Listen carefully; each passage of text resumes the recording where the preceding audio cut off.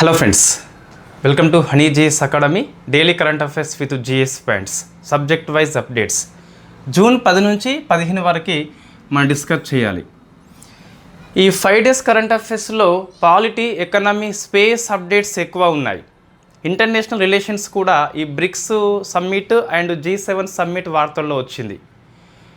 Polity చూస్తే మీనాక్షి నటరాజన్ మన ఒక మంచి అంశాన్ని వార్తల్లోకి తీసుకొచ్చింది. ఎలక్షన్ పిటిషన్ అని చెప్పేసి వార్తల్లో ఉంది. తర్వాత ఈ ఎకనామీ చూస్తే మీకు ఫారెన్ కరెన్సీ నాన్ రెసిడెంట్ అని చెప్పేసి ఒక బ్యాంక్ అకౌంట్ విషయంలో ఆర్బీఐ కొత్త రూల్స్ తీసుకొచ్చింది. జనరల్లీ బ్యాంక్ అనేది CRR SLR పాటించాల్సిందే, అయితే ఒక మినహాయింపు ఇచ్చింది. సో మీకు బ్యాంకింగ్ సెక్టార్లో ఇది అప్డేట్ అని చెప్పేసి చెప్పొచ్చు. ఫారెన్ ట్రేడ్లో మీకు ఈ ఫారెన్ బ్యాంక్ అకౌంట్స్ అని చెప్పేసి చెప్పొచ్చు. అదేవిధంగా ఈ బ్యాంకింగ్ సెక్టార్కి నాన్ బ్యాంకింగ్ ఫైనాన్స్ సెక్టార్కి తేడా ఏంటి అని చెప్పేసి ఒక అప్డేట్ వచ్చింది. సో ఇవి ఎకనామీలో వచ్చిన అప్డేట్స్. ఇంకో విధంగా చూస్తే మైక్రో ఫైనాన్స్ ఇన్స్టిట్యూషన్ యొక్క రుణ సదుపాయాన్ని పెంచాలని చెప్పేసి ఒక కొత్త స్కీము మార్చి మాసంలో తీసుకొచ్చారు. దాన్ని సెప్టెంబర్ వరకు పొడిగించారు. యాక్చువల్లీ జూన్లో అయిపోవాల్సిన ఉండే, దీన్ని సెప్టెంబర్ వరకు పొడిగించారు. ఇవి ముఖ్యంగా మనకి ఎకనామీ అప్డేట్స్ అండి. స్పేస్లో చూస్తే ఆర్టిమిస్ 3 అని చెప్పేసి నాసా ప్రయోగించింది. సో అందులో 4 ఆస్ట్రోనాట్స్ గుర్తుపెట్టుకోవాలి. ఆర్టిమిస్ 2, ఆర్టిమిస్ 3కి కీ డిఫరెన్సెస్ ఉన్నాయి, అవి డిస్కస్ చేయాలి మనము. డిఫెన్స్లో C-295 అని చెప్పేసి ఒక రవాణా విమానం సైనికులది, అది ఇంతమంది డిస్కస్ చేసినాము, జస్ట్ వార్తల్లో వచ్చింది. అది ఇతర కరెంట్ అఫైర్స్ డిస్కస్ చేద్దాం. సో ఫస్ట్ చూస్తే జూన్ 10 నుంచి 15 డే ఆఫ్ ఇంపార్టెన్స్ ఎగ్జామ్ దృష్ట్యా మీకు ఉంది. సో జూన్ 12 ఒకటి ఉంది, తర్వాత జూన్ 15 కూడా ఉంది. ఇవి రెండు ఎగ్జామ్ దృష్ట్యా మన సిలబస్లో కూడా ఉన్నాయి. జూన్ 12 ఇన్ఫ్యాక్ట్ మనకి ఈ చైల్డ్ లేబర్ వ్యతిరేక దినం అని చెప్పేసి పిలుస్తాం. జూన్ 15 గ్లోబల్ విండ్ డే అని చెప్పేసి పిలుస్తాం. ఇది సొసైటీ కిందకి వస్తుంది, ఇదేమో ఎన్విరాన్మెంట్ అఫేర్స్ కిందకి వస్తుంది. జూన్ 12 మనకి the international day against child labour అని చెప్పేసి పిలుస్తాం. థీమ్ ఏంటి అంటే ఈజీగా ఉందండి థీము. సో రెడ్ కార్డ్ అని చెప్పేసి కీవర్డ్ గుర్తుపెట్టుకోండి. Red card for child labour అని చెప్పేసి. ఫెయిర్ ప్లే ఫర్ చిల్డ్రన్స్ అంటే చిల్డ్రన్స్ యొక్క చైల్డ్ లేబర్ ఏదైతే ఒక సోషల్ ఇష్యూ మనకి, అది దాన్ని రెడ్ కార్డు అంటే ఇంకా అంతం పలకాలని చెప్పేసి థీమ్ తీసుకోవడం జరిగింది. సో రెడ్ కార్డ్ అని చెప్పేసి ఆ కీవర్డ్ గుర్తుపెట్టుకోండి. ఫెయిర్ ప్లే అంటే సమన్యాయము అని చెప్పేసి, లేకుంటే స్ఫూర్తివంతమైన ప్రణాళికలు అమలు చేయాలని చెప్పేసి మనం థీమ్ తీసుకోవడం జరిగింది. ఓకే, అయితే ఈ చైల్డ్ నిర్వచనం మీకు సొసైటీ కిందకి వస్తుందండి. చాలాసార్లు ఎగ్జామ్లో మ్యాచింగ్ పర్పస్ కూడా వస్తే రావచ్చు. సో చైల్డ్ నిర్వచనం చూస్తే మీకు వివిధ చట్టాల్లో వివిధ రకాలుగా వయస్సు ఉంటుంది. ఫర్ ఎగ్జాంపుల్ మనము రైట్ టు ఎడ్యుకేషన్ యాక్ట్ 2009 అని చెప్పేసి ఉంది. దీని ప్రకారం చైల్డ్ అంటే ఎవరు, 6 to 14 years ఎవరైతే ఉంటారో ఎలిమెంటరీ స్కూల్ అని చెప్పేసి, సో వాళ్ళు వస్తారు మనకి. అదేవిధంగా UNO యొక్క నిర్వచనం చూస్తే మనకు 18 ఏళ్ళు వయస్సు. అదే ఇంటర్నేషనల్ లేబర్ సంస్థ చూస్తే ఇది 15 ఏళ్ళ వయస్సు. మనం సెన్సస్ చూస్తే 14 ఏళ్ళ వయస్సు. సో జువైనల్ జస్టిస్ యాక్ట్ చూస్తే మనకి ఇది 18 ఏళ్ళ వయస్సు. అట్లా మనకి వివిధ రకాలుగా నిర్వచనం వస్తుంది. మనము ఈ చైల్డ్ లేబర్ యాక్ట్ అని చెప్పేసి 1986 చట్టం వెరీ ఫేమస్, దాని ప్రకారం చూస్తే 14 ఏళ్ళు అని చెప్పేసి చెప్పవచ్చు మనం. సో ఇట్లా ఒక దగ్గర రాసుకోండి, మీకు మ్యాచింగ్ పర్పస్ వస్తే రావచ్చు. రైట్, సో ఇది డే ఆఫ్ ఇంపార్టెన్స్ మనకి. జూన్ 15 చూస్తే గ్లోబల్ విండ్ డే అని చెప్పేసి పిలుస్తాం. ఇది మీకు సైన్స్ అండ్ టెక్నాలజీ కిందకి వస్తుందండి. ఈ డే కూడా మనం కంపల్సరీ గ్రూప్ 2 APPS వాళ్ళు గుర్తుపెట్టుకోవాలి. కొన్నిసార్లు డే ఆఫ్ ఇంపార్టెన్స్ మన సిలబస్లో ఉన్న అంశం అయితే అది కంపల్సరీ నొక్కి చదవాలి. సో థీమ్ ఏంటి అంటే ఈ గ్లోబల్ లెవెల్లో వేరే థీమ్ ఉంది. మన ఇండియా కూడా సమ్మిట్ని కండక్ట్ చేసి ఒక థీమ్ ఎంచుకుంది. ఫస్ట్ గ్లోబల్లో చూస్తే అవర్ విండు అంటే మన గాలి అండ్ అవర్ కమ్యూనిటీ అని చెప్పేసి సో మనం థీమ్ తీసుకోవడం జరిగింది. ఇది ఈజీగా గుర్తుంటుంది. So our wind our community అని చెప్పేసి June 15 global wind day. India ఈ గ్లోబల్ విండ్ డే సమ్మిట్ని గోవాలో కండక్ట్ చేసింది. అట్లా ప్రశ్న వస్తాయి, ఇవన్నీ ఫ్యాక్ట్ బిట్సే అండి, ఇక సబ్జెక్ట్ ఏం లేదు ఇక్కడ డే ఆఫ్ ఇంపార్టెన్స్లో, బట్ మనకి కొన్ని ఫ్యాక్ట్ బిట్స్ ఎగ్జామ్లో వస్తాయి. అయితే గోవాలో ఒక థీమ్ మనం తీసుకున్నాము, ఏంటి అంటే విండ్ ఎనర్జీ అనేది భారతదేశంలో అంబిషన్ టు యాక్సిలరేషన్, అంటే ఆశయం నుంచి పురోగతి వైపు వెళ్ళింది. అంటే మనం ప్రజెంటు ఈ పవన శక్తి విషయంలో దూసుకుపోతున్నాం అని చెప్పేసి అర్థం వస్తుంది. మన గ్రూప్ 2 ఒక అంబిషన్, మన ఆశయము, దాన్ని సాధించే క్రమం లోపల ఏమవసరం, పురోగతి అవసరం ఉంటుంది. అట్లా మీరు ఈజీగా గుర్తుపెట్టుకోవచ్చు. గ్రూప్ 2 కొట్టాలి, సెప్టెంబర్ 15 నోటిఫికేషన్ వస్తుంది, ఎగ్జాము ఫిబ్రవరి లాస్ట్ వీక్ లోపు అయితే దాదాపుగా అయిపోతుంది. మెయిన్స్ చెప్పేది నేను, కంపల్సరీ అయిపోతుంది. సో నువ్వు వేగవంతం చేయాలి నీ ప్రిపరేషన్ని. జనవరిలో ఉన్నట్టు జూన్లో ఉండొద్దు, జూన్లో ఉన్నట్టు జూలైలో కూడా ఉండొద్దు. సో కంపల్సరీ వేగవంతం చేయాలని చెప్పేసి మనం థీమ్ తీసుకోవడం జరిగింది. అయితే కొంత గణాంకాల అవసరం మనకి. ఈ విండ్ ఎనర్జీ విషయంలో భారతదేశం యొక్క కెపాసిటీ చూస్తే 4th ప్లేస్లో ఉన్నదండి. ఇది చాలాసార్లు ప్రశ్న వచ్చింది. సో 4th ప్లేస్ మనం ఆల్రెడీ రెగ్యులర్ కోర్స్లో డిస్కస్ చేసినాం. మార్చి 2026 నాటికి మన విండ్ ఇన్స్టాలేషన్ కెపాసిటీ చూస్తే అరౌండ్ ఒక 56 గిగావాట్స్ అని చెప్పేసి పిలుస్తాం. 2030 నాటికి మనము 100 గిగావాట్స్ పవన శక్తిని ఇన్స్టాలేషన్ చేసుకోవాలి, అది మన లక్ష్యము. అదే ఇటీవల చూస్తే మనకి అప్డేట్ వచ్చింది, 36 నాటికి 156 గిగావాట్స్ అని చెప్పేసి. ఇవన్నీ గుర్తుపెట్టుకోవాలంటే ఎస్ నా టార్గెట్ని కంపల్సరీ గుర్తుపెట్టుకోవాలి, అప్పుడు నువ్వు అచీవ్మెంట్ అవుతావు ఈజీగా. కాబట్టి లక్ష్యాలు కంపల్సరీ ఈ పవన శక్తి లేదా సౌరశక్తి విషయంలో, గ్రీన్ కార్బన్ ఎమిషన్స్ విషయంలో కంపల్సరీ లక్ష్యాలు ఏమన్నా ఉంటే గుర్తుపెట్టుకోవాలి. ఓకే అండి. హైయెస్ట్ కెపాసిటీ చూస్తే రాష్ట్రాల వారీగా మనకి సో గుజరాత్ రాష్ట్రం అని చెప్పేసి ఫస్ట్ ప్లేస్ ఆక్రమిస్తుంది. చాలాసార్లు మనం డిస్కస్ చేసినాం. ఈ ఆఫ్ షోర్ విండ్ ఎనర్జీ అని చెప్పేసి అంటే సముద్ర తీరం దగ్గర ఏర్పాటు చేస్తాం మనం. సో దాని విషయంలో గుజరాత్ అండ్ తమిళనాడులో మాత్రమే మనం ఫస్ట్ టైం ఏర్పాటు చేసుకుంటున్నాము. సో ఇవి అండి, ఒకసారి మీరు ఇది ఆన్సర్ చేయండి. గ్రూప్ 2 వాళ్ళు ముఖ్యంగా ఈ పవన శక్తి అనేది దేని మీద డిపెండ్ అయి ఉంటుంది, ఎక్కడ పవన శక్తి ఉత్పత్తి అవుతుంది అంటే గాలి వేగం తక్కువ ఉండాలా ఎక్కువ ఉండాలా అట్లా చెప్పండి. సో గాలి వేగం అనేది తక్కువ ఉంటే తక్కువ శక్తి, ఎక్కువ ఉంటే ఎక్కువ శక్తి, అట్లా ఆన్సర్ చేసే ప్రయత్నం చేయండి. సెకండ్ మనకు ఈ బ్లేడ్స్ ఉంటాయి, మనకి పవన శక్తి ఉత్పత్తి చేయాలంటే సో మీకు ఫ్యాన్ లెక్క బ్లేడ్స్ ఉంటాయి కదా, ఈ బ్లేడ్ యొక్క రేడియస్ ఏదైతే ఉందో, సో ఇన్ఫ్యాక్ట్ బ్లేడ్ యొక్క రేడియస్ అనేది తక్కువ ఉంటే తక్కువ ఉంటుందా, ఎక్కువ ఉంటే ఎక్కువ ఉంటుందా, ఎక్కువ ఉంటే తక్కువ ఉంటుందా, సో ఏంటని చెప్పేసి ఒకసారి మీరు డిస్కస్ చేయండి. సో ఎత్తు బట్టి కూడా మీరు అంటే పవన శక్తి ఉత్పత్తి అనేది తగ్గుతుందా పెరుగుతుందా, ఈ మూడింటికి మీరు ఆన్సర్ చేయండి. సో ఇది మనకు యూపీఎస్సీ ప్రిలిమ్స్ క్వశ్చన్ అండి. మనం డిస్కస్ చేసినాం అంతకుముందే, ఎగ్జామ్ కంటే ముందే మనం డిస్కస్ చేయడం జరిగింది.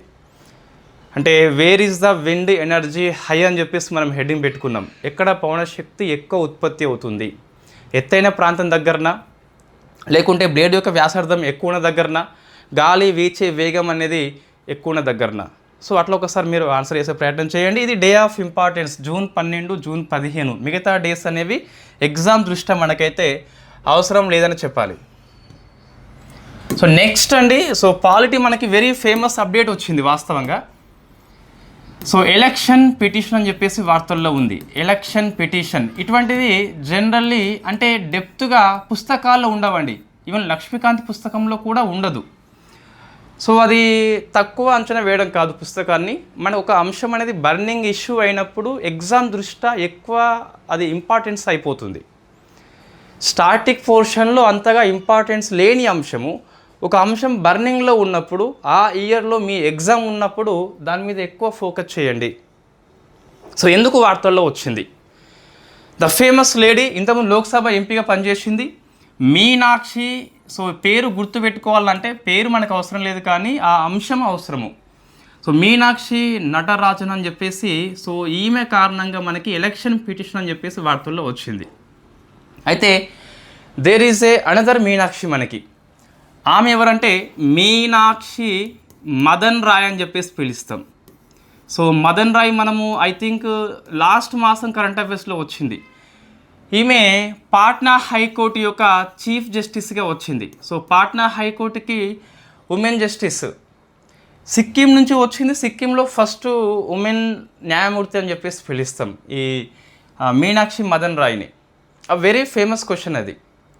అయితే ప్రజెంట్ ఎన్ని హైకోర్టులకి ఉమెన్ చీఫ్ జస్టిస్ ఉన్నారని చెప్పేసి చూస్తే మన లీసా గిల్.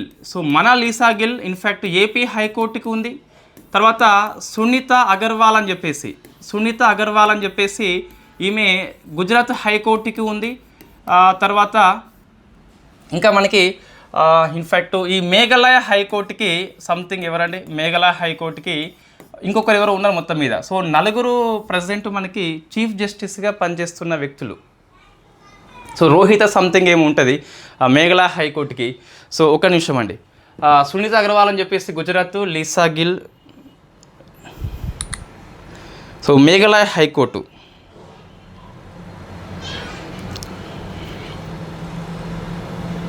సో రేవతి, రోహిణి కాదు సారీ రేవతి. మనం చూస్తే ఐడెంటిఫై చేయవచ్చు. సో రేవతి అని చెప్పేసి ప్రజెంట్ 4 హైకోర్టులకి ఉమెన్ చీఫ్ జస్టిస్ ఉన్నారు. ప్రశ్న కొన్నిసార్లు వస్తుందండి, మ్యాచింగ్ పర్పస్ వస్తుంది. 4 కరెంట్ అఫైర్స్లో ఉన్న వ్యక్తులే. అయితే ఒకసారి ఇది మీరు ఆన్సర్ చేయండి. సో ఇది జూన్ మాసంలో వచ్చిన కరెంట్ అఫైర్సే. ఇటీవల సుప్రీంకోర్టుకి ఎన్నికైన మహిళా న్యాయమూర్తి ఎవరు? జనరల్లీ హైకోర్టులో పనిచేసి సుప్రీంకోర్టుకు వస్తారు, బట్ ఈమె నేరుగా సీనియర్ అడ్వకేట్స్ హోదా నుంచి వచ్చింది, ఐ మీన్ బార్ నుంచి వచ్చింది.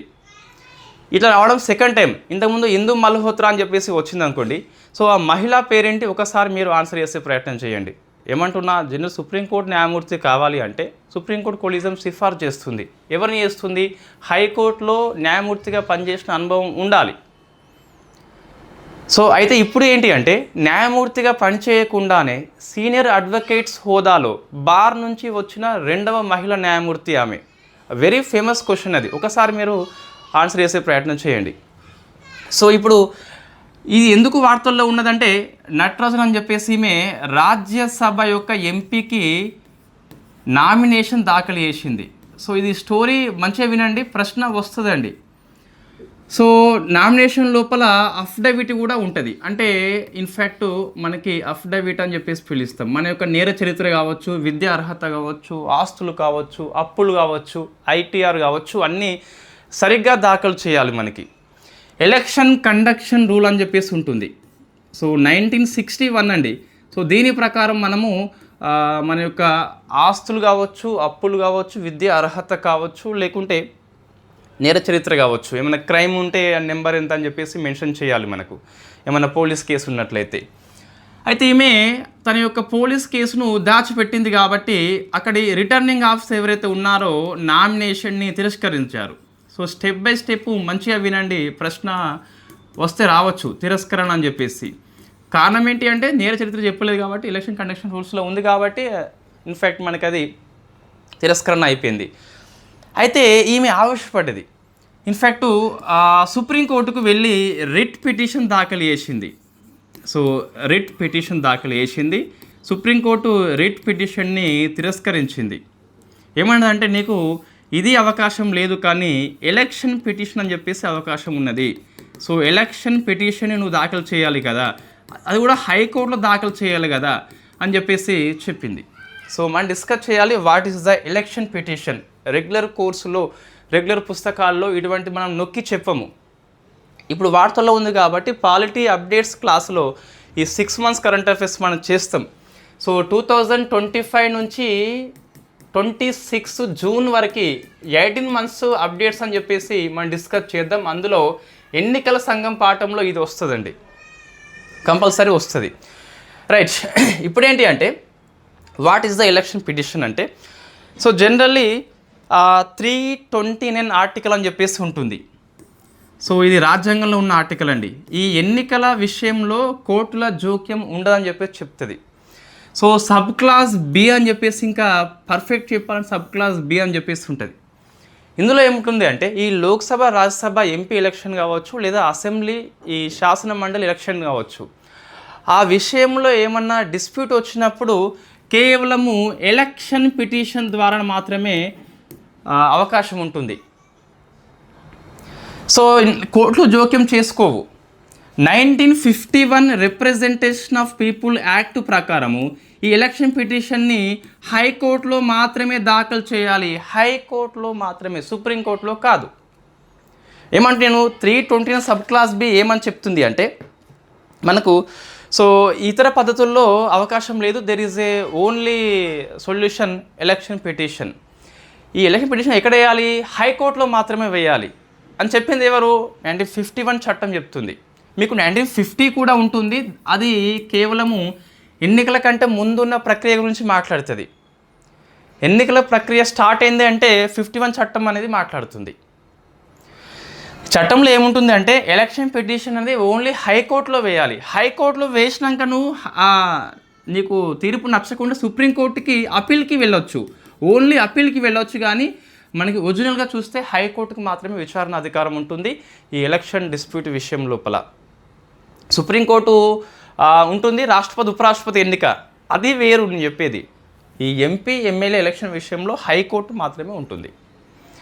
అచ్చా, మరి ఎప్పుడు వేయవచ్చు పిటిషన్? ఇప్పుడు సో ఏ పిటిషన్ వేయాలి? There is no writ petition, అవకాశం లేదు. వై? బికాజ్ కోర్టులు జోక్యం చేసుకోవు. ఎన్నికల ప్రక్రియ స్టార్ట్ అయింది అంటే కోర్టులు జోక్యం చేసుకోవు.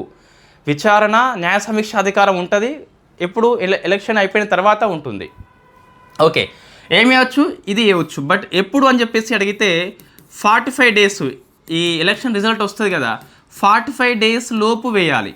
ఓకే, మరి ఎవరు వేయవచ్చు అంటే ఆ నియోజకవర్గంలో పోటీ చేస్తున్న అభ్యర్థి అయినా వేయవచ్చు, లేకుంటే ఓటరుగా నమోదు చేసుకున్న వ్యక్తి అయినా వేయవచ్చు అండి. నేను చెప్పే అర్థమవుతుంది. పోటీ చేస్తున్న వ్యక్తి అయినా కావచ్చు, లేదా ఆ నియోజకవర్గంలో ఓటరు నమోదు చేసిన ఎవరైనా కావచ్చు. ఒకటి ఎప్పుడు వేయవచ్చు అని చెప్పేసి చెప్పినాం కదా మనము. మరి ఎప్పుడు రద్దు చేస్తుంది హైకోర్టు అని చెప్పేసి చూస్తే, ఒకవేళ పోటీ చేసిన అభ్యర్థి గెలిచి ఉండి ఆయనే అనర్హత ఉంటే, అంటే ఈ పౌరసత్వం లేకపోవడం కావచ్చు, దివాలా తీయడం, అటువంటి అనర్హత ఉంటే, లేకుంటే ఎలక్షన్ సమయం లోపల కరప్ట్ ప్రాక్టీస్, సో అవినీతి పద్ధతులు అంటే ఈ లంచం ఇవ్వడం కావచ్చు, ఓటర్లని ప్రలోభ పెట్టాలని చెప్పేసి మతం పేరుతో కులం పేరుతో ఓట్లు అడగడం కావచ్చు. సో అటువంటి, లేకుంటే ఈ నామినేషన్ పత్రాలు సరిగ్గా సమర్పణ చేయకుంటే అప్పుడు రద్దు చేస్తుంది హైకోర్టు. సుప్రీంకోర్టుకి వెళ్ళొచ్చు, బట్ అప్పీల్ మాత్రం వెళ్ళొచ్చు. ఫస్ట్ మాత్రం ఒరిజినల్లీ హైకోర్టుకి మాత్రం పవర్ ఉంటుంది. Okay, so there is A application bit మనకి. ఒకవేళ ఎన్నిక అయిపోయింది, సో ఇవి లేవు, అక్కడ ఓటర్ల లిస్ట్ లోపల అక్రమాలు జరిగినాయి, ఓటర్ల జాబితా అని చెప్పేసి. సో కొంతమంది ఓట్లు గల్లంతు కావచ్చు, వయసు ఉన్నప్పటికీ ఓటు హక్కు రాలే కావచ్చు. ఆ కారణంతో ఈ ఎన్నిక రద్దు చేస్తామంటే రద్దు చేయమండి. ఓటర్ల జాబితాలో తప్పులు ఉన్నంత మాత్రాన, సవరణలు ఉన్నంత మాత్రాన ఎన్నిక రద్దు కాదు అని చెప్పేసి వెరీ ఫేమస్ కేసు మనకి ఇందర్జిత్ బర్వా అని చెప్పేసి. సో ఇంద్రజిత్ కాదు, Inderjit Barwa. So Barwa versus election commission of India 1985 అని చెప్పేసి స్పష్టంగా చెప్పింది. ఓటర్ల జాబితాలో తప్పులు ఉన్నంత మాత్రాన, కొన్ని ఓట్లు గల్లంత అయినంత మాత్రాన ఆయనకి ఎపిక్ కార్డు ఉంటుంది, గుర్తింపు కార్డు ఉంటుంది. ఇన్ఫ్యాక్ట్ నువ్వు పోలింగ్ బూతులకు వెళ్తే ఓటర్ల జాబితాలో పేరు ఉండదు, నీ ఓటు హక్కు లేనట్టుగా మనం పిలుస్తాం. అటువంటి వాళ్ళు కోర్టుకు వేయినప్పటికీ ఎన్నిక రద్దు కాదు. సో ఈ కేసు మనం గుర్తుపెట్టుకోవాలండి. హిందూ పేపర్లో వచ్చిన కేసు పేరు కాబట్టి జనరల్ ఎగ్జామ్లో వస్తే రావచ్చు. మనకి ఈ బర్వా చూస్తే మీకు క్విట్ ఇండియా ఉద్యమం గుర్తుకు రావాలి. మనం డిస్కస్ చేసిన మోడర్న్ ఇండియా హిస్టరీ లోపల క్విట్ ఇండియా ఉద్యమం అని చెప్పేసి ఈ కనక్ లాట్ బర్వా అని చెప్పేసి ఉంటుంది. సో ఆమె కీలకమైన పాత్ర పోషిస్తుంది ఈ అస్సాం రాష్ట్రం లోపల. ఈ నాన్ కోఆపరేషన్ మూమెంట్ కావచ్చు, quit India civil disobedience movement కావచ్చు, మహిళల పాత్ర అని చెప్పేసి మీరు ఒక టేబుల్ రాసుకోండి, షార్ట్ నోట్స్. ఏంటిది? ఈ స్వదేశీ ఉద్యమం, నాన్ కోఆపరేషన్ మూమెంట్ అని చెప్పేసి, లేకుంటే క్విట్ ఇండియా మూమెంట్ అని చెప్పేసి, సివిల్ డిసోబీడియన్స్ మూమెంట్ అని చెప్పేసి, సో మహిళల పాత్ర అని చెప్పేసి కొంతమంది ఉమెన్స్ కీలక పాత్ర పోషిస్తారు, కొంతమంది గిరిజనులు కీలక పాత్ర పోషిస్తారు. సో అటువంటి ఒక టేబుల్ రాసుకుంటే మీకు ఎగ్జామ్ టైంలో క్విక్ రివిజన్ అయిపోతాయి. మనము ఈ యాక్టివ్ రీకాల్ షీట్స్ అని చెప్పేసి అటువంటి త్వరలో ఇవ్వబోతున్నాం. సో ఇది పాలిటీ అంటే మీకు ఇన్ఫ్యాక్ట్ అది ఇంపార్టెంట్ అప్డేట్, ఇది ఎలక్షన్ పిటిషన్. సో ఇన్ఫ్యాక్ట్ అది గుర్తుపెట్టుకోండి కంపల్సరీ. తర్వాత మరొక అంశం చూస్తే పాలిటీ, జస్టిస్ నరసింహ కమిటీ అని చెప్పేసి వార్తల్లో ఉంది. So Narasimha committee.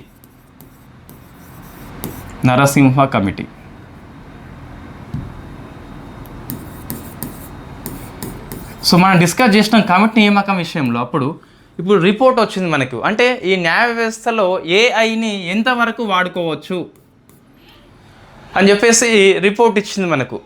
రిపోర్ట్ ఏమిచ్చింది అంటే ఈ ఏఐ టూల్ ఏదైతే ఉందో ఈ తీర్పులు చెప్పడంలో ఉపయోగించుకోవద్దు, కేవలం సహాయక పాత్ర మాత్రమే. అంటే నువ్వు తీర్పు చెప్పినావు కదా, ఆ తీర్పుని సింప్లిఫై చేయడము, సారాంశాన్ని రూపొందించడము, లేకుంటే డాక్యుమెంట్ చేయడము, అటువంటి దానికి వాడుకోవచ్చు, కానీ తీర్పు చెప్పడంలో వాడుకోవద్దు అని చెప్పేసి చెప్పింది ఒకటి. ఈ సిఫార్సులు గుర్తుపెట్టుకోవాలి, సుప్రీంకోర్టు ఆమోదించింది కూడా. అన్ని హైకోర్టులకి గైడ్లైన్స్ ఇష్యూ చేసింది వీటిని పాటించాలని చెప్పేసి. 141 ఆర్టికల్ యొక్క అధికారం సుప్రీంకోర్టుకు ఉంటుంది. కంపల్సరీ సుప్రీంకోర్టు యొక్క డైరెక్షన్స్ అనేవి అన్ని కోర్టులు పాటించాల్సింది compulsory. Law of the land అని చెప్పేసి పిలుస్తాం అందుకే. Right, okay. ఏంటిది? ఏఐ టూలో సహాయక పాత్ర మాత్రం పోషిస్తాం. మన ప్రిపరేషన్లో కూడా మీరు ఏఐ టూల్ని అంతగా ఉపయోగించొద్దు. మీ నోట్స్ని మీ చేత్తో మీరు రాసుకోండి, అప్పుడే బాగా గుర్తుంటుంది. ఏదో పేజెస్ చాట్‌జీపీటీకి ఇచ్చేసి డాక్యుమెంట్ చేయమంటే చేస్తుంది, బట్ నీకు ఎప్పటికీ రాదండి అది. నువ్వు రాస్తేనే నీకు గుర్తుంటుంది. రైట్. సెకండ్ది ఏమన్నదంటే ఈ ఏఐ టూల్ని ఎలా ఉపయోగిస్తున్నారు ఈ కోర్టులు అని చెప్పేసి ఉంది కదా, దానికోసం ఒక పర్యవేక్షణ సంస్థని ఏర్పాటు చేయాలన్నట.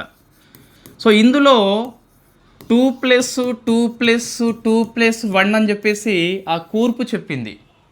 ఈ 2 ఎవరంటే మనకి సుప్రీంకోర్టులో ఉన్నటువంటి జడ్జీలు అండి. ఎవరని చెప్పేసి సుప్రీంకోర్టు సీజే నామినేట్ చేస్తాడు.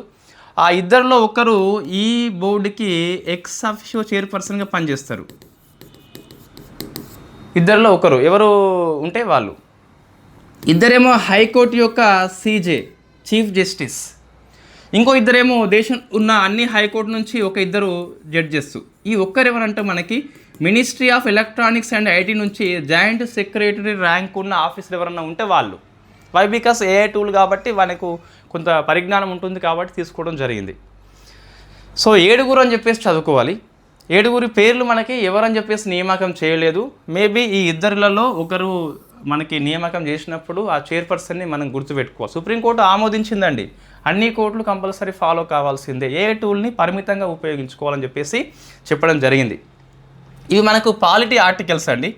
నెక్స్ట్ సొసైటీ చూస్తే, సో మనకి గృహిణి సేవలు అని చెప్పేసి ఉంటుంది కదా, దాన్ని జాతీయ ఆదాయానికి మనం లెక్కించము. So supreme court very first time ఆ గృహిణి సేవలు ఏవైతే ఉన్నాయో నెలకు 30,000 అని చెప్పేసి ఇంత అని చెప్పేసి చెప్పింది. కాబట్టి ఆ కేసు పేరు మనం గుర్తుపెట్టుకోవాలి, Shishupal versus Surjit. So Shishupal versus Surjit. ఇక్కడ ఏం లేదు మనకు, ఇన్ఫ్యాక్ట్ శిశుపాల్ అండ్ ఆయన కొడుకు ఎవరైతే ఉన్నారో వాళ్ళ తల్లి ఈ రోడ్డు ప్రమాదంలో మరణిస్తుంది. సో ఆమె సేవలు మేము కోల్పోయినాం కాబట్టి నష్టపరిహారం ఇవ్వాలని చెప్పేసి కోర్టులో కేసు వేశారు. కేసు మనకి తీర్పు వచ్చింది. ఏమన్నదంటే, సో సుప్రీంకోర్టు చెప్పిందండి, హోమ్ మేకర్ కాదు, ఈ హోమ్ మేకర్ ఎవరైతే ఉన్నారో, గృహిణి ఎవరైతే ఉన్నారో, సో ఆమె నేషనల్ బిల్డర్ అని చెప్పేసి చెప్పడం జరిగింది. సో ఇది కేసుని మనము supreme court home maker as national builder కేసుగా వర్ణించింది. సో కాబట్టి ఇదేమో మామూలుగా నేము అంటే పత్రికలు హైలైట్ చేసినాయి. సో ఇదేమో టెక్నికల్ పేరు మనం గుర్తుపెట్టుకోవాలి. సో ఉమెన్ సోషల్ ఇష్యూ కింద వస్తుంది. సో ఆమె సేవల్ని మనము లెక్కగట్టలేము అని చెప్పేసి పిలుస్తాం. ఇంతకుముందు జాతీయ ఆదాయంలో లెక్కించాం మన గృహిణి సేవల్ని. సుప్రీంకోర్టు ఏమన్నదంటే నెలకు కనీసం 30,000 అని చెప్పేసి చెప్పింది. సో ఇంకా ఏమన్నా అంటే జాతీయ ఆదాయానికి కూడా ఈ సేవల్ని కలపాలని చెప్పేసి సిఫార్సు చేసింది. సో మన ఎన్ఎస్ఓ లెక్కించదు ఇప్పటికి కూడా, అది గుర్తుపెట్టుకోవాలి. పేపర్లో వచ్చింది ఎన్ఎస్ఓ లెక్కించదని చెప్పేసి మీరు చదువుకున్నారు కాబట్టి అదే గుర్తుపెట్టుకోండి. సుప్రీంకోర్టు సిఫార్సు మాత్రం చేసింది, జీడిపికి లెక్కించాలని చెప్పి చెప్పింది, బట్ నాట్ పాసిబుల్ అని చెప్పేసి చెప్పొచ్చు మనం. ఓకే. సో మొత్తం మీద ఏది భార్యను కోల్పోయిన వ్యక్తి ఆ సుప్రీంకోర్టులో ఇన్ఫ్యాక్ట్ ఫస్ట్ అంతమంది హైకోర్టులో అంతమంది ట్రిబ్యునల్లో కేసు వేసి ఫైనల్లీ సక్సెస్ అయిపోయిండు. సో నష్టపరిహారం అనేది ఇస్తారు అట. ఆ కేసు పేరు మనం గుర్తుపెట్టుకోవాలి. నెక్స్ట్ అండి ఫేమస్ ఎకనామీ అప్డేట్స్ మనకి ఉన్నాయి. సో ఫేమస్ ఎకనామీ అప్డేట్స్ మనకి ఉన్నాయి, డిస్కస్ చేద్దాం ఎకనామీ అప్డేట్స్.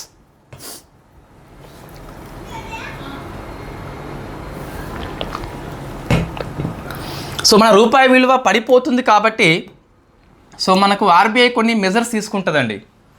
ఎస్, ప్రభుత్వం కొన్ని తీసుకుంటుంది, ఆర్బీఐ కొన్ని తీసుకుంటుంది. ఇప్పుడు చూస్తే foreign currency non resident banking అని చెప్పేసి ఒక బ్యాంకింగ్ అకౌంట్, ఈ బ్యాంకింగ్ విషయంలో 2 చర్యలు తీసుకుంది. ఒకటేమో హెడ్జింగ్ కాస్ట్ అని చెప్పేసి పిలుస్తాం. డిస్కస్ చేద్దాం what is the hedging cost అని చెప్పేసి. ఇటువంటి ఎగ్జామ్లో వస్తున్నాయండి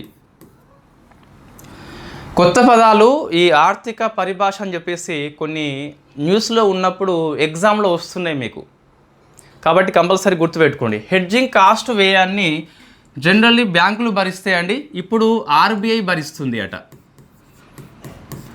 సో మనం డిస్కస్ చేద్దాం ఈ బ్యాంక్ అకౌంట్ ఏంటి, what is the hedging cost అని చెప్పేసి డిస్కస్ చేద్దాం. ఇంకోటి, సో ఈ ఫారెన్ కరెన్సీ నాన్ రెసిడెంట్ ఏదైతే అకౌంట్లో డాలర్స్ మనము డిపాజిట్ చేస్తామో ఆ డాలర్స్ నుంచి మనకి రూపాయల్లోకి మార్చుకునే సదుపాయం కూడా దీన్ని స్వాప్ అని చెప్పేసి పిలుస్తాం మనం. సో స్వాప్ అని చెప్పేసి పిలుస్తాం. ఈ స్వాప్ అవకాశం ఇచ్చింది. 2 చర్యలు కూడా రూపాయి బలోపేతం కోసం అని చెప్పేసి ఆర్బీఐ చెప్పడం జరిగింది. మనం డిస్కస్ చేద్దాం ఎట్లా పనిచేస్తాయని చెప్పేసి. మొత్తం మీద దీని ఉద్దేశం ఏంటి అంటే, ఈ చర్యలు ఎందుకు తీసుకుంది అంటే foreign currency non resident banking అకౌంట్లో సరళీకరణ చేసింది. బ్యాంకులు ఎక్కువ డిపాజిట్ చేసుకోవాలని చెప్పేసి తీసుకొచ్చింది. సో మనకి ఫస్ట్ కొన్ని బేసిక్ చూద్దాం. ఒక ఎన్ఆర్ఐ వ్యక్తి అనే వ్యక్తి, సో ఇన్ఫ్యాక్ట్ ఇతను ఎన్ఆర్ఐ అండి, ఇతను ఇదేమో ఇండియా బ్యాంక్ అని చెప్పేస్తుంది, ఇది ఇండియన్ బ్యాంకు, ఐ మీన్ చెప్పేది ఎస్బీఐ కావచ్చు ఇంకేదో కావచ్చు, మన దేశీయ బ్యాంక్ అని చెప్పేసి. 2 రకాల డిపాజిట్ చేయవచ్చు వీళ్ళు. ఒకటేమో విదేశీ కరెన్సీ చేసుకోవచ్చు, చూడండి నోట్స్ ఇట్లా ఉండదు, ఇట్లా రాసుకోండి బాగుంటుంది. ఇంకోటేమో మన దేశీయ కరెన్సీ లోపల డిపాజిట్ చేయవచ్చు. దేశీయ కరెన్సీ అంటే రూపాయల్లో, ఐ మీన్ దీన్ని రూపాయలు అని చెప్పేసి అనుకోండి. ఇది డాలర్స్ కావచ్చు, యువాన్స్ కావచ్చు, ఎన్ కావచ్చు, పౌండ్స్ కావచ్చు, ఎట్లయినా చేయవచ్చు మనకి. సో దీన్ని మనము ఫారెన్ కరెన్సీ నాన్ రెసిడెంట్ బ్యాంక్గా పిలుస్తాం, దీన్ని నాన్ రెసిడెంట్ ఎక్స్టర్నల్గా పిలుస్తాం. ఓకేనా, 2 ఎన్ఆర్ఐ చేస్తాడు. ఇన్ఫ్యాక్ట్ ఒకటేమో విదేశీ కరెన్సీ రూపాయల్లోకి మార్చుకోవాల్సిన అవసరం లేదు, ఇక్కడ రూపాయల్లోకి మార్చుకొని దేశీ కరెన్సీలో డిపాజిట్ చేయాలి. ఇది మనకి కేవలము ఫిక్స్డ్ డిపాజిట్ అని చెప్పేసి పిలుస్తాం. ఇది ఫిక్స్డ్ ఉండవచ్చు, సేవింగ్ అకౌంట్ కూడా ఉండవచ్చు మనకి. ఓకేనా, సో ఇది బేసిక్ మనకి. ఇప్పుడు మీకు అర్థమైంది కదా. సో నాన్ రెసిడెంట్ ఎక్స్టర్నల్ అంటే ఏంటి, foreign currency non resident bank అంటే అని చెప్పేసి. ఎన్ఆర్ఐ వ్యక్తి డిపాజిట్ చేసేది ఇండియా కరెన్సీ అయితే ఎన్ఆర్ఈ, ఫారిన్ కరెన్సీ అయితే ఎఫ్సిఎన్ఆర్ అని చెప్పేసి పిలుస్తాం. ఇప్పుడు ఏ మార్పులు చేసింది అంటే, మనం ఇప్పుడు డాలర్స్లో డిపాజిట్ చేసినాం అనుకోండి, రూపాయి విలువ హెచ్చు తగ్గులు ఉంటుంది, సేమ్ ఉండదు మనకి, ఫ్లోటింగ్ అని చెప్పేసి ఉంటుంది. సో నువ్వు రూపాయల్లోకి మార్చుకున్నప్పుడు కొంత వ్యయం ఉంటుంది కదా, రూపాయి బలహీనమైనప్పుడు నష్టపోతారు, బలంగా ఉన్నప్పుడు లాభపడతారు మనకి. సో ఇన్ఫ్యాక్ట్ ఆ హెడ్జింగ్ అని చెప్పేసి పిలుస్తాం దాన్ని. అంటే మీకు ఇంకా ఎట్లా చెప్పాలి ఈజీగా అంటే, ఫర్ ఎగ్జాంపుల్ మీరు ఒక బిల్డింగు నవంబర్ మాసంలో ముగ్గు వస్తారని చెప్పేసి అనుకోండి, డిసెంబర్లో కార్తీక మాసం కాబట్టి పోస్తారని చెప్పేసి అనుకోండి. ఇందిరమ్మ ఇండ్లు పథకం మనకు అమల్లో ఉంది ఇప్పుడు తెలంగాణ విషయంలో. సిమెంటు రేట్లు పెరిగిపోతున్నాయి. సో నువ్వు ఇప్పుడు ఆ సిమెంట్ రేటు మరింత పెరగవచ్చు అని చెప్పేసి నీకు అనిపించినప్పుడు, సో ఇప్పుడు ఎంత ఉందో ఒక 5 lakhs రూపీస్ ఆ సిమెంటు షాప్ అతనికి ఇస్తావు. నేను నవంబర్లో సిమెంట్ బస్తా కొంటాను, ఇప్పుడు నీకు అమౌంట్ ఇస్తున్నాను, అప్పుడు రేటు పెరిగినప్పటికీ ఇదే రేటుతో ఇవ్వాలని చెప్పేసి, ఇది నీ లాభం కోసం కాదు, నష్ట భయం తగ్గిస్తుంది అంతే. ఇప్పుడు 300 ఉన్న బస్తా 400 నవంబర్లో అయినప్పటికీ నీకు 300 రూపీస్కే ఇస్తాడు.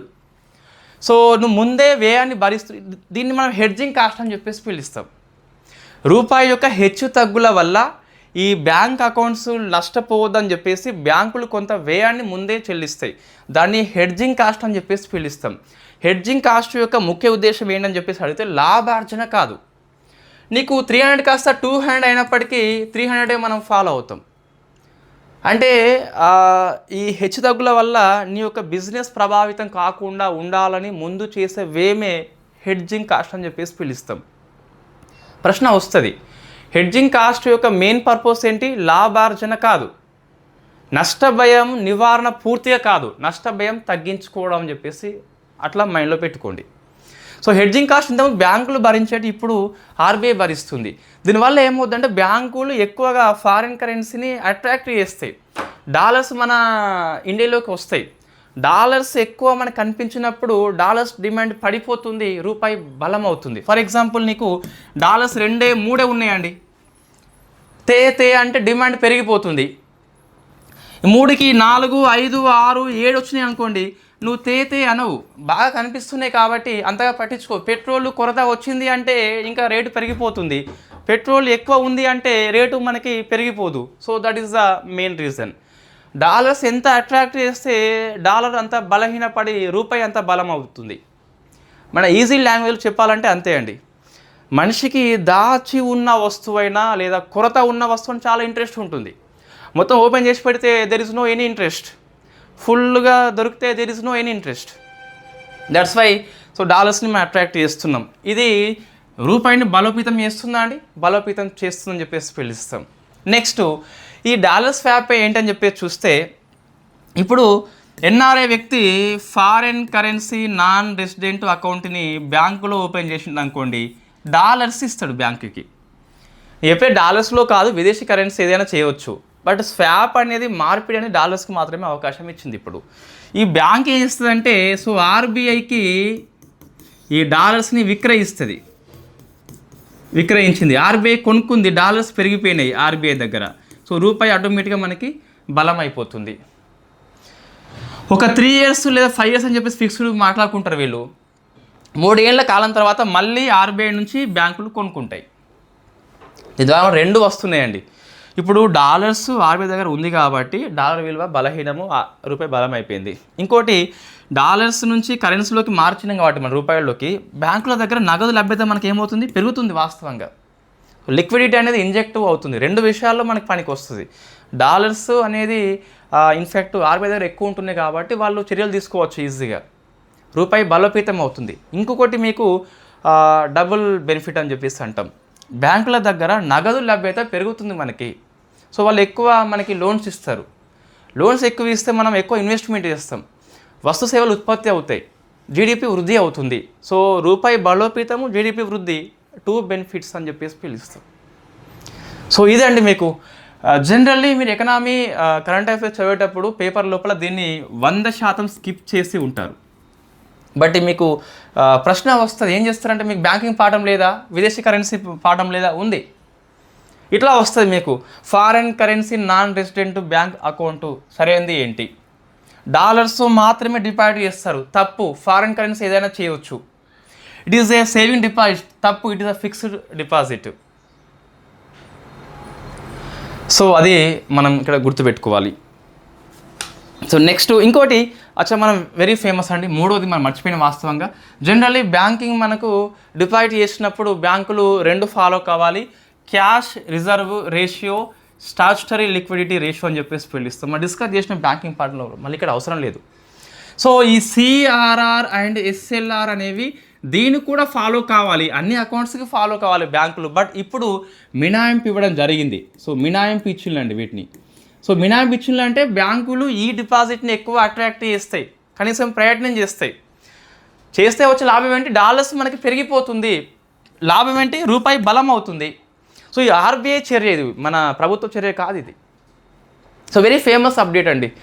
సో ఇది మన విదేశీ వాణిజ్యం లోపల ఇది లేదు, మన రెగ్యులర్ కోర్సు లోపల. ఇన్ఫ్యాక్ట్ మనం దీన్ని యాడ్ చేసుకుంటాం మనం కంపల్సరీ. రూపాయి బలోపేతం పాఠం ఉందిగా మనకు. సో అక్కడ అప్డేట్స్ నేను చాప్టర్ వైజ్ తీసుకొస్తా. సో అందులో ఇది మనం కంపల్సరీ డిస్కస్ చేస్తాం మరొకసారి విపులంగా. సో నెక్స్ట్ ఆర్టికల్ చూస్తే,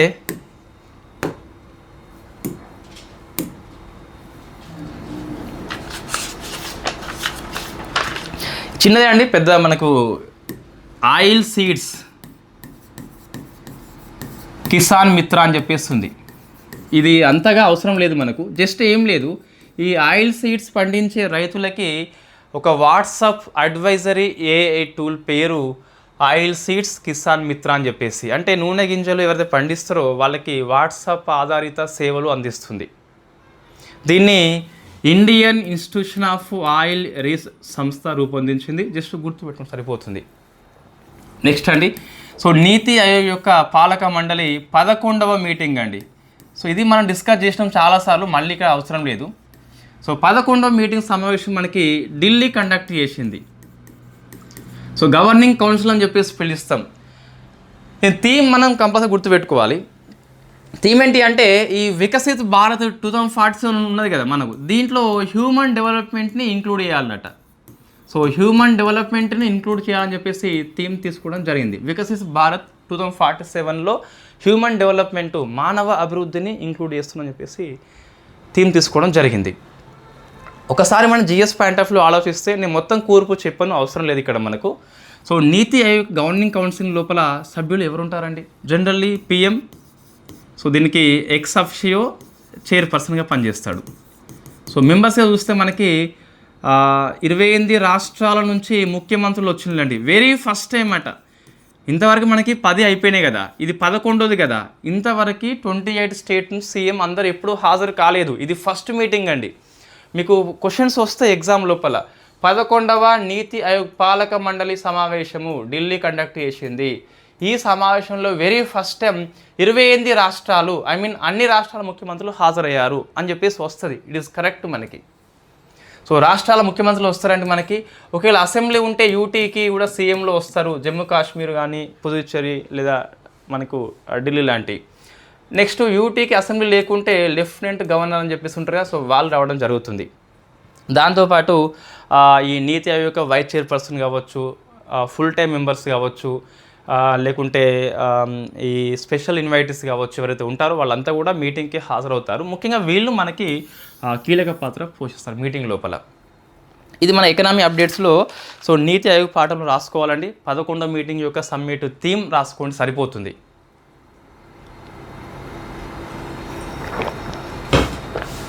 నెక్స్ట్ అండి, ఒక మైక్రో ఫైనాన్స్ ఇన్స్టిట్యూషన్కి రుణ సదుపాయాన్ని పెంచే చర్యని గవర్నమెంట్ పొడిగించింది.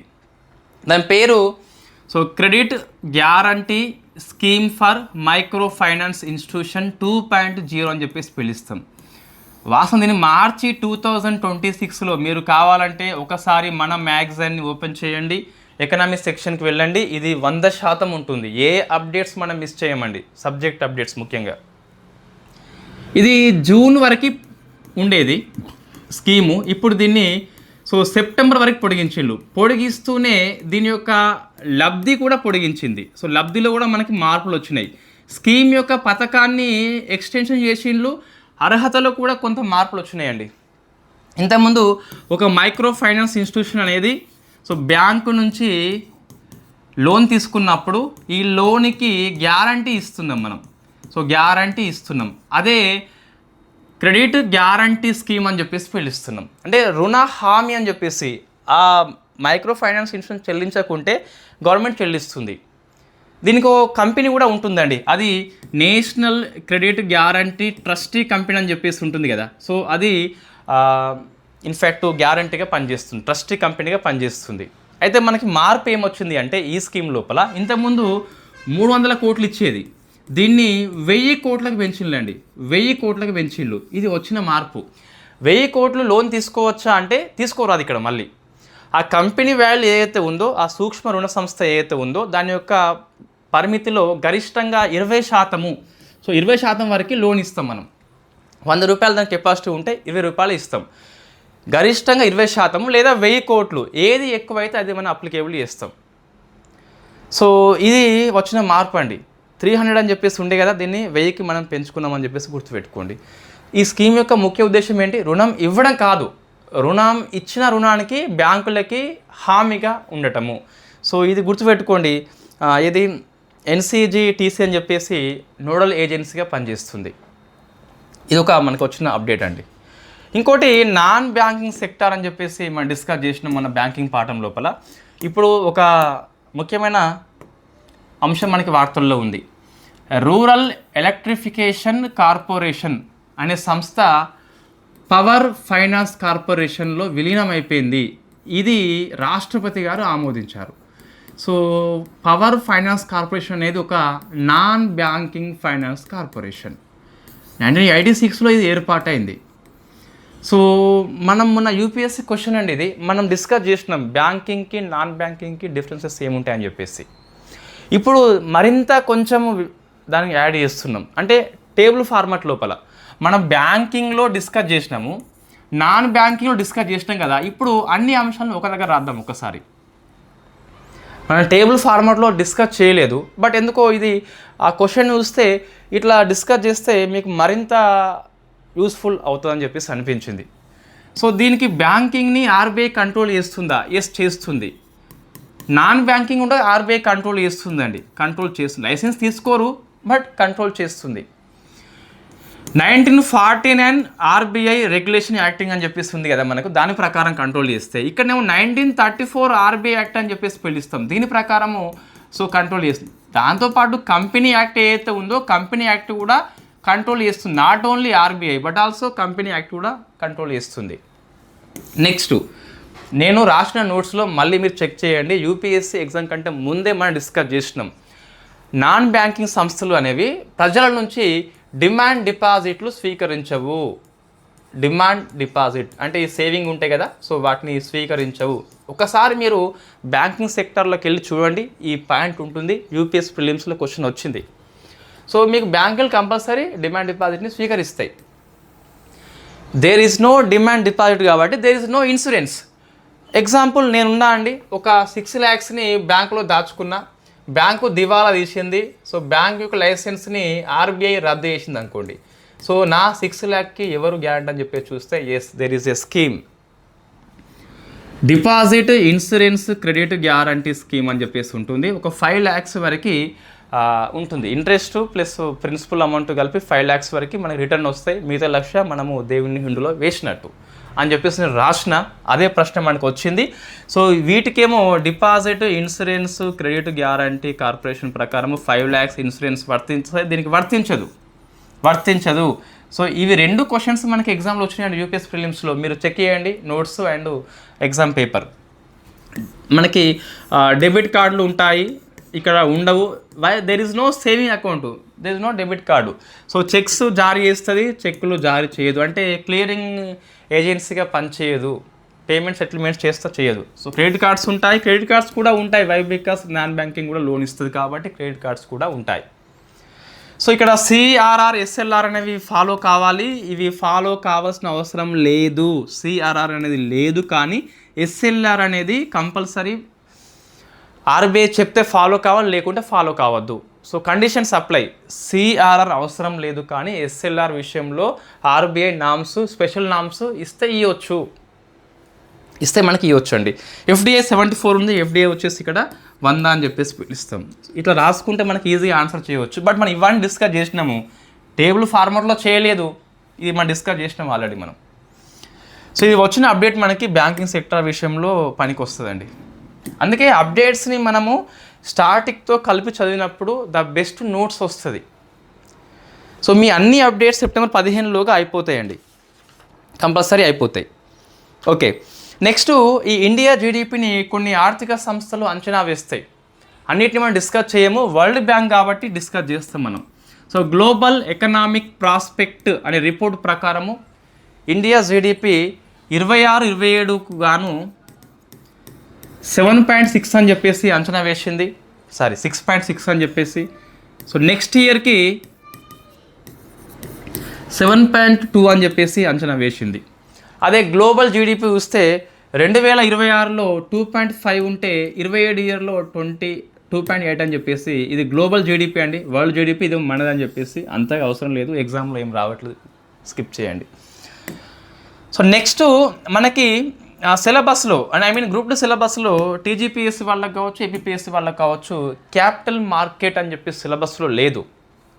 బట్ ఒక అంశం వార్తల్లో ఉన్నప్పుడు ప్రశ్న వచ్చింది. ఏపీపీఎస్సీ గ్రూప్ 2 పేపర్ చూస్తే లాస్ట్ ఇయర్ది మీకు T+1 మెథడ్ని సో ఇండియా ఎప్పటి నుంచి ఫాలో అయింది అని చెప్పేసి ప్రశ్న వచ్చింది కదా, ఎన్నో కంట్రీ అని చెప్పేసి. ఇది స్టాక్ మార్కెట్లో ఉన్న అంశము, మీకు ఎకనామీలో లేదు, సిలబస్లో ప్రశ్న వచ్చింది. మనం డిస్కస్ చేసినాం దీన్ని ఎకనామీ అప్డేట్స్లో. అట్లనే ఇప్పుడు ఒక ఏంటంటే అప్డేటు, ప్రపంచంలోనే అతిపెద్ద ఐపీఓ ఇనిషియల్ పబ్లిక్ ఆఫర్ అని చెప్పేసి ఎంత 7,500 కోట్ల డాలర్స్ అండి ఒక్క ఐపీఓ వాల్యూ ఇది. It is the largest IPO in the world. ఎవరు? స్పేస్ ఎక్స్ సంస్థ క్రియేట్ చేసింది. ఎవరిది ఇది? ఎలన్ మస్క్ యొక్క ప్రైవేట్ స్పేస్ స్టార్టప్ అమెరికాలో ఉంటుంది. సో ఇనిషియల్ పబ్లిక్ ఆఫర్ విషయంలో ఇది హైయెస్ట్ వాల్యూ మనకి 7,500 కోట్ల డాలర్లు అని చెప్పేసి పిలుస్తాం. అయితే what is the initial public offer? మనము ఎల్ఐసి ఒక 5% ఐపీఓ ఇష్యూ చేసినప్పుడు 22nd ఇయర్లో మనం డిస్కస్ చేసినామండి. అదే వివరణ ఇక్కడ పనికి వస్తుంది. ఒకసారి మీరు టెలిగ్రామ్ గ్రూప్లో ఉంటే 2022 ఏప్రిల్ నుంచి మనకు మంత్లీ మ్యాగజైన్స్ అందుబాటులో ఉన్నాయండి. అందులో ఉన్న ఎకనామీ అన్నీ అంటే 22 ఏప్రిల్ నుంచి 26 ఇప్పుడు చదివితే ఎకనామీ చాలా వరకు మీకు కవర్ అయి ఉంటుంది ఆల్మోస్ట్. ఓకే, ఈ వాల్యూ మనం గుర్తుపెట్టుకోవాలండి. సిలబస్లో లేకపోయినా అవసరము. ఏంటి ప్రూఫ్ అంటే T+1 క్వశ్చన్ వచ్చింది మనకు. సో T+0 ప్రశ్న వచ్చింది మనకు. అదే రోజు స్టాక్ మార్కెట్ లావాదేవీ అనేది జమ అవుతుంది. ఓకే, సో ఇప్పుడు ఏంటి అంటే ఇనిషియల్గా పబ్లిక్ ఆఫర్ పెడుతున్నాం. ఒక private company space X company అనేది ఇన్ని రోజులు ఎలన్ మస్క్కే మాత్రమే ఉండేది. ఇప్పుడు దీన్ని పబ్లిక్ లిస్టెడ్ కంపెనీగా మార్చిండు. తన యొక్క షేర్లని పబ్లిక్కి అందుబాటులో ఉంచిండు. వెరీ ఫస్ట్ టైం కాబట్టి దీన్ని ఇనిషియల్ పబ్లిక్ ఆఫర్ అంటాం. ఏమంటున్నా అంటే ఒక కంపెనీ తన షేర్లని వెరీ ఫస్ట్ టైం పబ్లిక్కి అందుబాటులో ఉంచేలా చేయడమే ఇనిషియల్ పబ్లిక్ ఆఫర్. ఒక private limited company public limited కంపెనీగా మారుతుంది. సో స్టాక్ మార్కెట్లో లిస్ట్ అయిపోతుంది. దాన్ని ఐపీఓ అని చెప్పేసి పిలుస్తాం. ఇంకోటి, ఇది మార్కెట్లో లిస్ట్ అయింది కదా, దాని వాల్యూ ఎంత అంటే $1,00,000 కోట్ల అండి. సో ఇంత వాల్యూతో లిస్ట్ అయిన తొలి కంపెనీ కూడా మనకి ఇన్ఫ్యాక్ట్ స్పేస్ ఎక్స్ సంస్థ. ఏమంటున్నా అంటే పబ్లిక్ ఆఫర్ ఇచ్చినవు అంటే లిస్ట్ అయిపోవాలి స్టాక్ మార్కెట్ లోపల. $1,00,000 కోట్లతోనే అయిపోయిందండి. సో ఇతను ఫస్ట్ ట్రిలియనర్ అని చెప్పేసి పిలుస్తాం ఎలన్ మస్క్ని. వార్తల్లో ఉన్న వ్యక్తి అని చెప్పేసి రాసుకోవచ్చు. So first trillion, not billion. So very first time Elon Musk అని చెప్పేసి పిలుస్తాం. ఇవన్నీ ఎకనామీ అప్డేట్స్ మనకి. సో నెక్స్ట్ స్పేస్ చూస్తే వెరీ ఫేమస్ అప్డేట్స్ వచ్చినాయి మనకు. ఓకే అండి, సో సబ్జెక్ట్ మనం ఎక్కువ ఫోకస్ చేస్తున్నాం కాబట్టి టైం ఎక్కువ తీసుకుంటుంది. ఇక మీదట మనము సబ్జెక్ట్ని ఎక్కువ ఫోకస్ చేస్తాం. చాలా వరకు జిఎస్ మీకు కవర్ అవుతుందండి. అయితే మీరు ముఖ్యంగా ఏబిపిఎస్సి గ్రూప్ 2 వాళ్ళు మనము నవంబర్లో ప్రిలిమ్స్ అని చెప్పేసి అనుకున్నప్పుడు June, July, August, September, October 5 months బాగా చదవాలి. అందుకే మనము ఈ మే మాసం నుంచి మళ్ళీ ఎక్స్పాండ్ చేసినాం. అంతకుముందు డిస్కస్ చేసినాము, అదే మెథడ్లో డిస్కస్ చేస్తున్నాము. మీరు ఎక్కువ ఫోకస్ చేయాల్సిన మంత్ ఏప్రిల్, మే, జూన్ నుంచి ఫోకస్ చేయండి. గ్రూప్ 2 ఏపీపీఎస్సీ వాళ్ళు దగ్గరలో ఎగ్జామ్ ఉంది కాబట్టి ఏడబ్ల్యూఈ ఈ డిపిటిఓ దాని కూడా పనికి వస్తుంది. బట్ ఇంత జిఎస్ అంత అవసరం లేదు వాళ్ళకి. రైట్, సో మనకి ఇప్పుడు ఏంటి అంటే స్పేస్ అభికి. సో ఆర్టెమిస్ 3 అని చెప్పేసి నాసా ప్రయోగించింది. మనం ఏప్రిల్ మాసం లోపల ఆర్టెమిస్ 2 అని చెప్పేసి డిస్కస్ చేసినాం. సో ఆర్టెమిస్ 2 అని చెప్పేసి ఇది ఫ్లైబై మిషన్. చంద్రుని మీద వాలలేదు, తిరిగి వచ్చారు. మనకి 4 అండి వాళ్ళు. ఆ పేర్లు మీకు గుర్తున్నాయా? గుర్తుండాలి. వై? బికాస్ అందులో కొన్ని ఫస్ట్ టైం రికార్డ్స్ ఉన్నాయి కాబట్టి. ఒకరేమో రీడ్ వైజ్ మ్యాన్ అని చెప్పేసి పిలుస్తాం. So read wise man. Victor Glover, ఈయన అవసరం అండి, నల్ల జాతీయుడు ఇతను. సో కాబట్టి ప్రశ్న వస్తుంది, గ్లో లేదు మనకి, అయినా విక్టరీ ఉంటుంది. సో ఈ బాడీ షేమింగ్, కొద్దిగా నల్లగా ఉన్నావు, తెల్లగా ఉన్నావు అని చెప్పేసి బంగాళాఖాతంలో 27 సార్లు ముంచాలి, ఒకటి తక్కువ కాకుండా. ఓకే, సో గ్లో లేదని చెప్పేసి అట్లా మనం గుర్తుపెట్టుకోవాలి. తర్వాత ఇంకా క్రిస్టినా కోచ్ అండి. సో ఇన్ఫ్యాక్ట్ ఈమె first women I think moon మీదకి వెళ్తుంది, క్రిస్టినా కోచ్. ఇంకొకరు జెరెమీ హన్సన్ అని చెప్పేసి ఉన్నాడు. సో జెరెమీ హన్సన్ ఇతను కెనడా వ్యక్తి అండి, కెనడా నుంచి ఫస్ట్ కాబట్టి సో ఇది కూడా మనం కంపల్సరీ గుర్తుపెట్టుకోవాలి. 4 మనము ఫ్లైబై మిషన్ పంపాం. ఇప్పుడు ఆర్టెమిస్ 3 అంటే సో లో ఎర్త్ ఆర్బిట్లోకి పోతున్నారు వీళ్ళు. ఆర్టెమిస్ 4లో డైరెక్ట్ ల్యాండ్ అవుతారు. ఆర్టెమిస్ 3లో మనకి చంద్రుని మీదకి పోలేదు, ఓన్లీ ఆ చుట్టూ తిరిగి వస్తున్నారు వీళ్ళు కూడా. 4 గుర్తుపెట్టుకోవాలి. సో ఫ్రాంక్గా చెప్తున్నాను, అందరూ రండి, పర్మనెంట్గా ఉండండి అని చెప్పేసి అట్లా గుర్తుపెట్టుకోండి. ఆర్టెమిస్ 3 ఉంది కదా, సో ఫ్రాంక్గా చెప్తున్నాను, అందరూ ఆండ్రీ అంటే అందరూ రండి పర్మనెంట్గా. సో పర్మనెంట్గా అందరు రండి.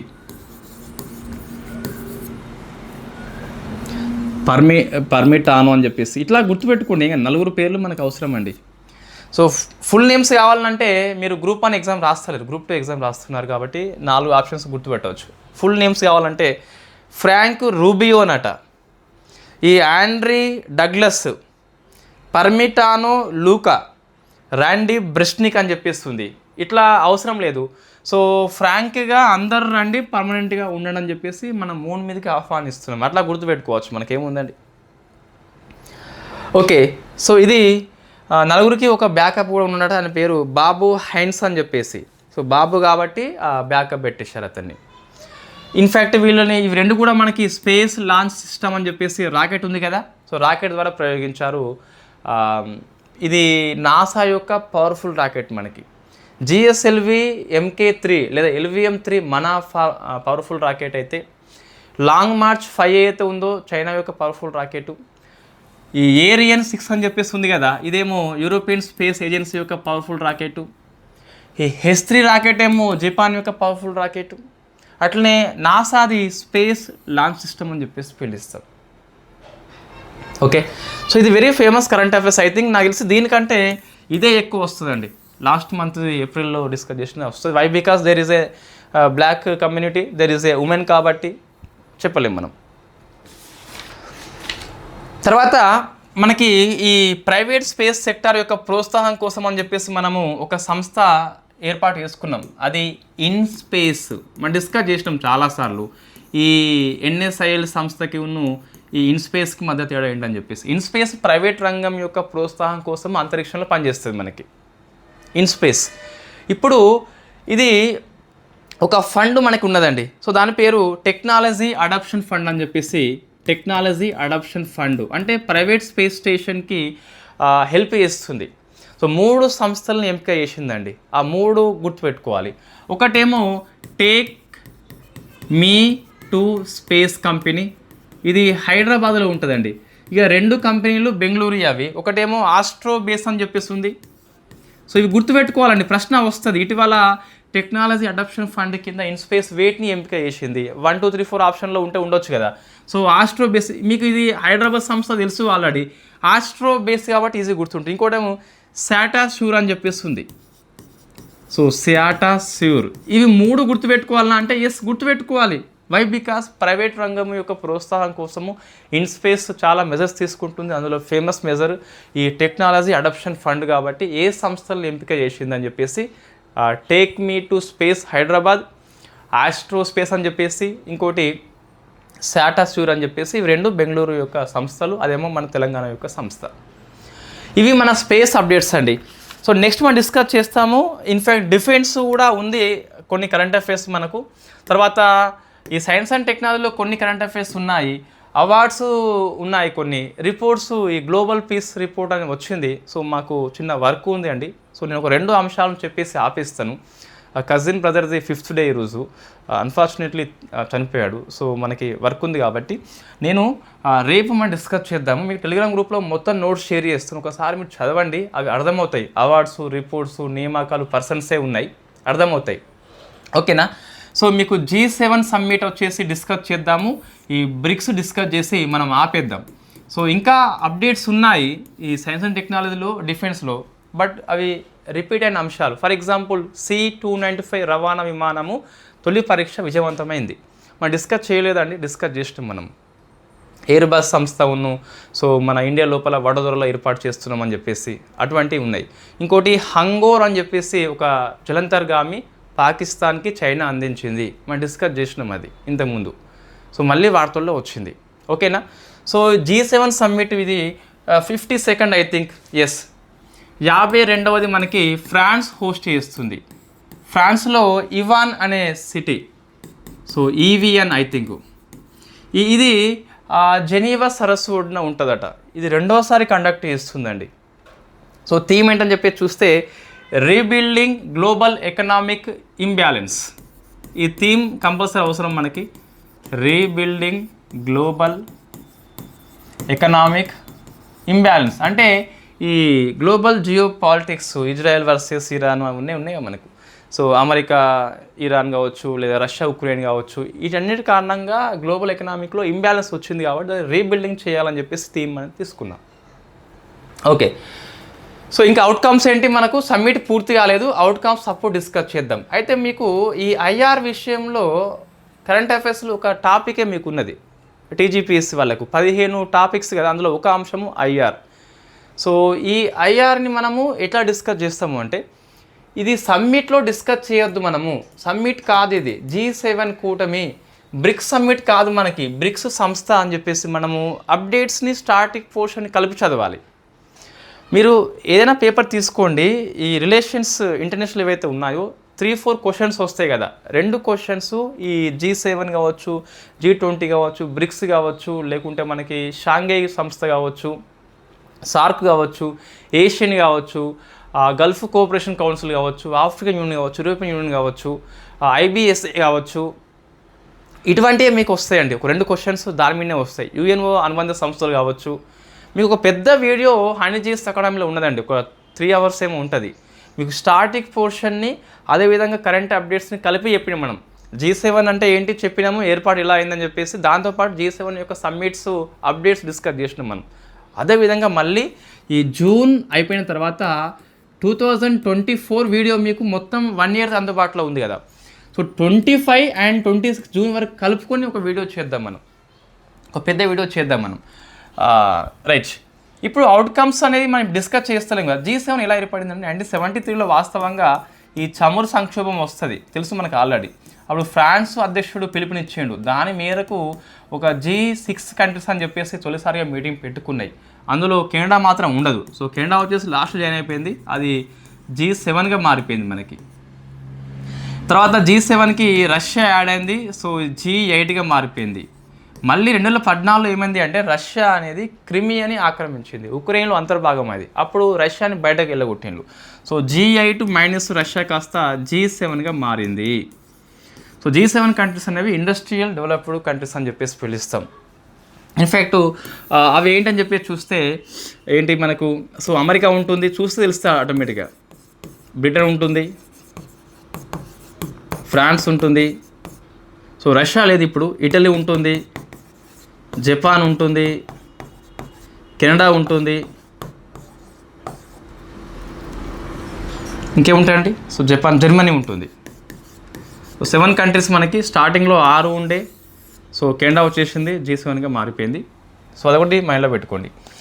సో బ్రిక్స్ యొక్క ఈ అగ్రికల్చరల్ మినిస్ట్రీ అని చెప్పేసి మనకి ఇండోర్ హోస్ట్ చేసిందండి. సో మనకి బ్రిక్స్ 26 సమ్మిట్ ఇండియా హోస్ట్ చేస్తుంది కదా. బ్రిక్స్ యొక్క విదేశాంగ శాఖ మంత్రులు కావచ్చు, వ్యవసాయ శాఖ కావచ్చు, టూరిజం కావచ్చు, ఇండియానే హోస్ట్ చేస్తుంది.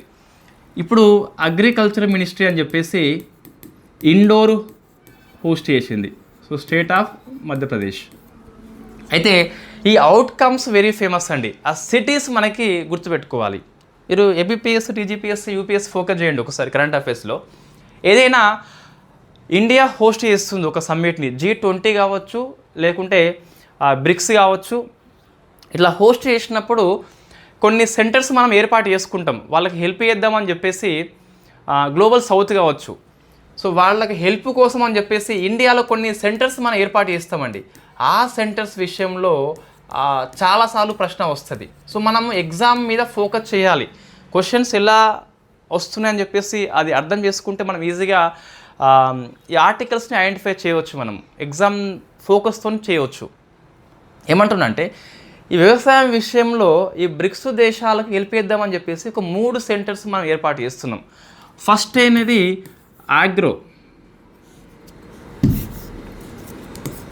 సో ఆగ్రో ఎకాలజీ అంటే పర్యావరణ అనుకూల వ్యవసాయం కోసము మనం సెంటర్ ఆఫ్ ఎక్సలెన్స్ని ఏర్పాటు చేస్తున్నాం. ఇక్కడ అంటే మోడీపురం లోపల యూపీ అని చెప్పేసి.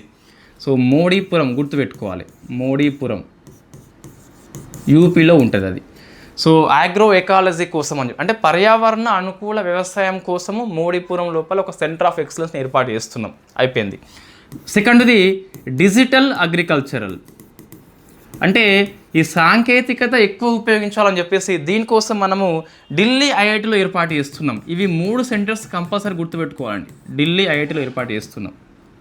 నెక్స్ట్ ఈ సీడ్ సిస్టమ్, ఈ విత్తన వ్యవస్థ లోపల రైతుల హక్కులు కాపాడాలని చెప్పేసి మనము ఢిల్లీ లోపల ఏర్పాటు చేస్తున్నాం. సో ఫార్మర్ రైట్స్ అని చెప్పేసి, farmer rights in seed system అని చెప్పేసి ఇప్పుడు ఢిల్లీలో మనం ఏర్పాటు చేస్తున్నాం. ఈ 3 కూడా కంపల్సరీ గుర్తుపెట్టుకునే ప్రశ్న వస్తుంది. బ్రిక్స్ అనే పదాన్ని వెరీ ఫస్ట్ టైం మనకి బ్రిక్ అని చెప్పేసి 2001లో I think, if I'm not wrong, so Jim O'Neill దీన్ని ఈ పదాన్ని వెరీ ఫస్ట్ టైం రూపొందించిండు. 2006లో ఇన్ఫ్యాక్ట్ ఈ బ్రిక్స్ యొక్క ఫారెన్ మినిస్టర్స్ మీటింగ్ న్యూయార్క్లో కండక్ట్ చేసినాం.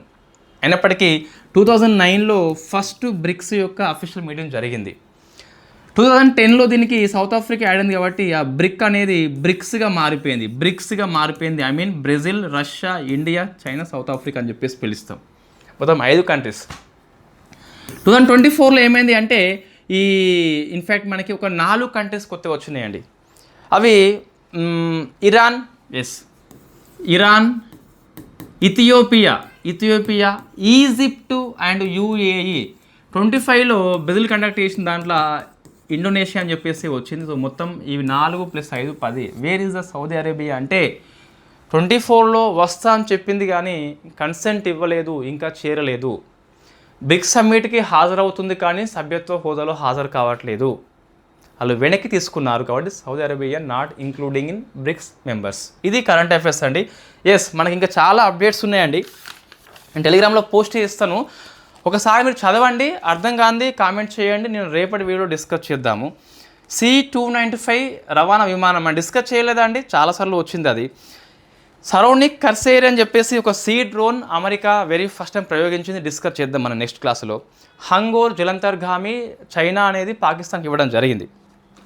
నెక్స్ట్ ఈ ఎస్ఎన్టీ లోపల మనకి టీ బ్యాగ్స్ ఉంటాయి కదా, ఈ గ్రీన్ టీ అని చెప్పేసి కొంతమంది సో గ్రీన్ టీ తాగుతారు, ఎటువంటి యూజ్ అంతగా ఏమీ ఉండదు వాస్తవంగా. ఆ పేపర్స్ ఉంటాయా గ్రీన్ టీ అలా మనం కప్లో ముంచుతూ ఉంటాం. ఆ పేపర్స్లో మనకి ఎపిక్లోరిహైడ్రిన్ అని చెప్పేసి ఉంటుంది. ఆ పేపర్ స్ట్రాంగ్నెస్ కోసం ఉపయోగిస్తున్నారు. క్యాన్సర్ వస్తుందట, దాన్ని నిషేధం విధించడం, కాబట్టి అది వార్తల్లో ఉంది. కొన్ని ఏ టూల్స్ మనకి వార్తల్లో ఉన్నాయండి, వర్యా అని చెప్పేసి, యాంకర్ అని చెప్పేసి, రేపు డిస్కస్ చేద్దాం వీటిని.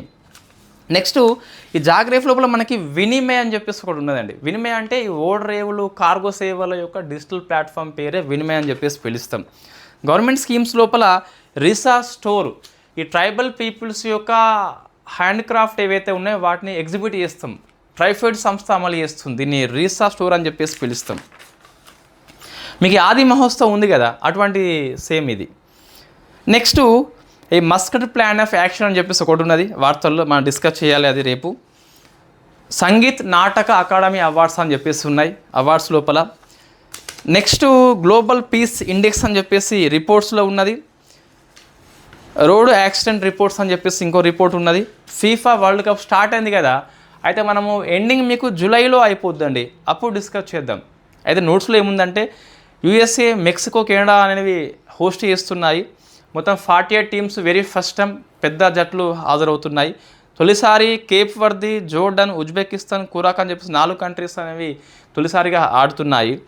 సో మస్కట్ వచ్చేసి మ్యాపుల్, జయు, క్లచ్ అని చెప్పేసి పిలుస్తాం. మనం రేపు డిస్కస్, అంతా ఇప్పుడు అవసరం లేదులేండి. అచ్చా, ఇంకోటి ఈ ఫుట్బాల్ ఫీఫా అయిపోద్ది కదా, మీకు గోల్డెన్ బూట్ ఎవరికి వచ్చింది, గోల్డెన్ గ్లవ్ ఎవరికి వచ్చింది, గోల్డెన్ బాల్ ఎవరికి వచ్చింది. గోల్డెన్ ఫూట్ అంటేనేమో ఎక్కువ గోల్స్ వేసిన వ్యక్తి, గోల్డెన్ బాల్ అంటేనేమో best player of the FIFA world cup అని చెప్పేసి పిలుస్తాం. ఆ పేర్లు రాసుకోవాలి. తర్వాత జస్పాల్ రాణా, మన పిస్టల్ షూటర్ వ్యక్తి, చనిపోయిండనే వార్తలు ఉన్న వ్యక్తి. ILO కాన్ఫరెన్స్ మనకి జెనీవా హోస్ట్ చేసింది కదా, అది కూడా వెరీ ఫేమస్ సమ్మిట్ మనకి. నెక్స్ట్ ప్రాజెక్ట్ గంగా అని చెప్పేసి ఈ యూపీ ప్రభుత్వం గ్రామీణ ప్రాంతాలకు హై స్పీడ్ ఇంటర్నెట్ సౌకర్యం కల్పిస్తుంది. That is called project Ganga అని చెప్పేసి పిలుస్తాం. గంగా నది కోసం కాదు, గంగా నది ఎలా పారుతుందో ఇంటర్నెట్ అలా ఉండాలని చెప్పేసి ఆ స్కీమ్ తీసుకొచ్చింది. రూరల్ పీపుల్కి ఇంటర్నెట్ సౌకర్యం కల్పిస్తుంది. సో అవి మనం చూద్దాం. మీ నోట్స్ అదే మీకు అప్లోడ్ చేస్తాను, అర్థం కాకుండా అడగండి, నెక్స్ట్ వీడియోలో చెప్దాం.